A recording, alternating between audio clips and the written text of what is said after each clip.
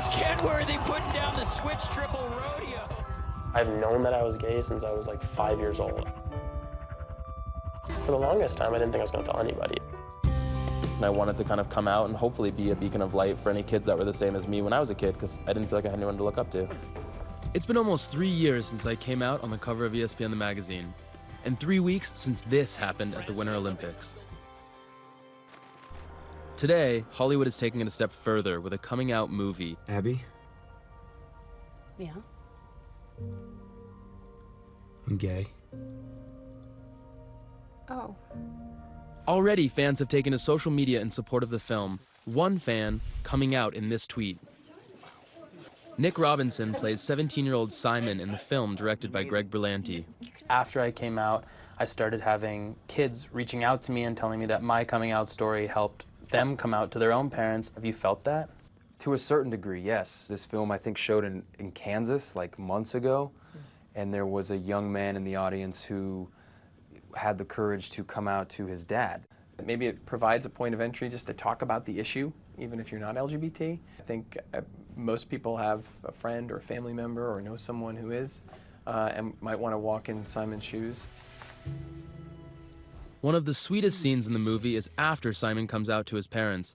Jennifer Garner, who plays his mother, sits him down to tell him how much she loves him. You get to exhale now, Simon. You get to be more you than you have been in a very long time. After I came out, there were two things that I really wanted to hear and didn't even realize I needed to hear. One was when someone said to me, "I still love you." And so I told the writers, they turned it into a great scene. We gave it to someone like Jen Garner, and she performed the scene on set that day, and Nick burst into tears, and then I looked around and all the crew was crying. And it was in that moment, I think, that we all kind of realized, oh, this is a much more universal message than we thought. I just want you to know that I love you. I wouldn't change anything about you. Josh Duhamel plays Simon's father. Hey, stop crying. Come here. What I thought was so great about the scene was that, you know, it doesn't matter. I don't care if you're gay. I just want you to be happy.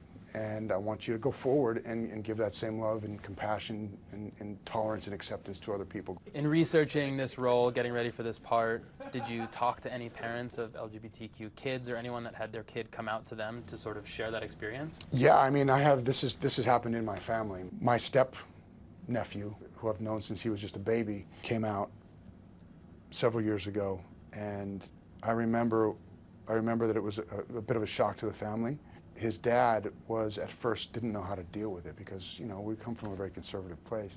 And at the end of the day, he was as happy and, you know, full of tears for his son as anybody would be for their kid. Action, playback. Starting a conversation was the goal of Becky Albertalli, author of the best-selling book on which the movie is based.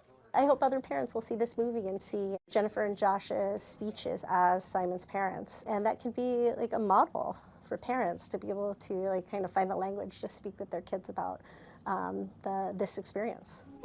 Mom, there's something I have to tell you.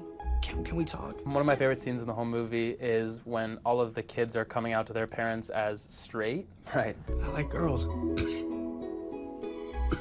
I like men. Why do you think it was important that that was part of the movie? I think it just sort of highlights some of the absurdity that comes along with sort of the conversation of sexuality. I'm heterosexual. Oh, God, help me, Jesus, please. I feel like that this is as a generation, it's been just more accepting and more tolerant. Love, Simon is charting new territory with a wide release this weekend in more than 2,000 theaters around the country.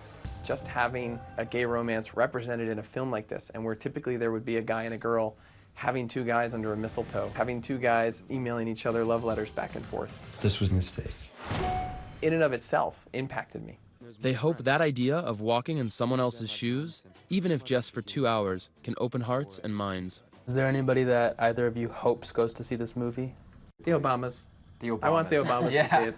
I would love the Obamas to see it. I would love the Obamas. The Obamas would love it. Michelle, if you're watching, check out the movie. Yes. For Nightline, I'm Gus Kenworthy in Los Angeles. Hi everyone, George Stephanopoulos here. Thanks for checking out the ABC News YouTube channel. If you'd like to get more videos, show highlights, and watch live event coverage, click on the right over here to subscribe to our channel, and don't forget to download the ABC News app for breaking news alerts. Thanks for watching.